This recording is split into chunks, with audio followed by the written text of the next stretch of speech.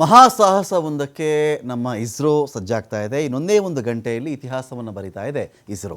2 ಉಪಗ್ರಹಗಳನ್ನು ಕೂಡಿಸಿ ಬೇರ್ಪಡಿಸುವಂತಹ ಡಾಕಿಂಗ್ ಕಸರತ್ತು ಇದು. ಇವತ್ತು ಟಾರ್ಗೆಟ್ ಮತ್ತು ಚೇಸರ್ ಎಂಬಂತಹ 2 ಉಪಗ್ರಹಗಳನ್ನು ಉಡಾವಣೆ ಮಾಡ್ತಾ ಇದೆ. ಶ್ರೀಹರಿಕೋಟಾದ ಸತೀಶ್ ಧವನ್ ಬಾಹ್ಯಾಕಾಶ ಕೇಂದ್ರದಿಂದ ಇದು ಉಡಾವಣೆ ಆಗ್ತಾ ಇದೆ.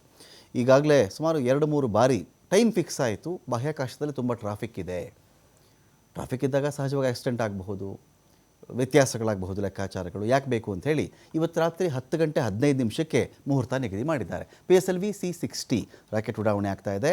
ಇದು ಯಶಸ್ವಿಯಾದರೆ ಈ ತರಹದ ಸಾಧನೆ ಮಾಡಿದಂತಹ 4ನೆಯ ದೇಶ ಭಾರತ ಎನ್ನುವ ಹೆಗ್ಗಳಿಕೆಗೆ ಭಾರತ ಪಾತ್ರವಾಗ್ತಾ ಇದೆ. ನೋಡಿ ಎಂಥ ಅದ್ಭುತ ಅಲ್ವ.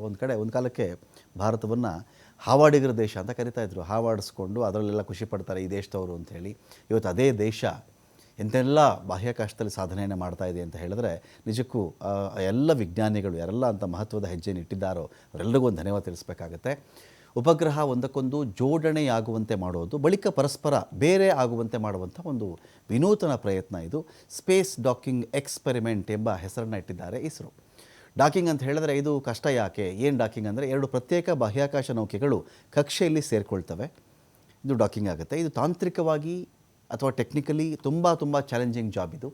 ಸೀಮಿತವಾದಂತಹ ಮಾನವ ಹಸ್ತಕ್ಷೇಪದಿಂದ ಇದನ್ನು ಕಂಟ್ರೋಲ್ ಮಾಡಬೇಕಾಗತ್ತೆ. ಗಂಟೆಗೆ 1000 ಕಿಲೋಮೀಟರ್ ವೇಗದಲ್ಲಿ ಚಲಿಸುವಂಥ ನೌಕೆಗಳ ವೇಗವನ್ನು ಇಲ್ಲಿಂದ ನಿಯಂತ್ರಣ ಮಾಡೋಕ್ಕೂ ಕೂಡ ಬಹಳ ಟಫ್ ಟಾಸ್ಕ್ ಅದು. ಪರಸ್ಪರ ಸಮೀಪಿಸಿದಾಗ ಸರಾಗವಾಗಿ ಸಂವಹನ ಆಗಬೇಕಾಗತ್ತೆ. ಏನಾದರೂ ವ್ಯತ್ಯಾಸವಾದರೆ ಒಂದಕ್ಕೊಂದು ಡಿಕ್ಕಿ ಹೊಡ್ಕೊಂಡು ಅಲ್ಲೇ ಅದು ಭಸ್ಮ ಆಗಿಬಿಡುತ್ತೆ. ಸೊ ಹಾಗಾಗಿ ಈ ಒಂದು ವಿಚಾರದಲ್ಲಿ ಬಹಳ ಕೇರ್ಫುಲ್ಲಾಗಿ ಇಸ್ರೋ ಇದನ್ನು ಹ್ಯಾಂಡಲ್ ಮಾಡ್ತಾ ಇದೆ. ಇವತ್ತು 9:59ಕ್ಕೆ ಸ್ಪೇಡೆಕ್ಸ್ ಅಂತ ಒಂದು ಮಿಷಿನ್ ಇಸ್ರೋ ಅವರು ಶ್ರೀಹರಿಕೋಟಾಯಿಂದ ಲಾಂಚ್ ಮಾಡ್ತಾ ಇದ್ದಾರೆ. ಈ ಸ್ಪೇಡೆಕ್ಸ್ ಮಿಷಿನ್ ಏನಂದರೆ ಇದರಲ್ಲಿ 2 ಸ್ಯಾಟಲೈಟ್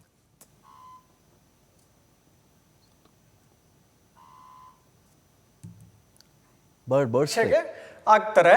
ಅಲ್ಲಿಂದ ಆ 2 ಸ್ವಲ್ಪ ಸ್ಪೀಡ್ ವೇರಿ ಮಾಡ್ತಾರೆ. 2 ಸ್ಯಾಟಲೈಟ್ ಒಂದು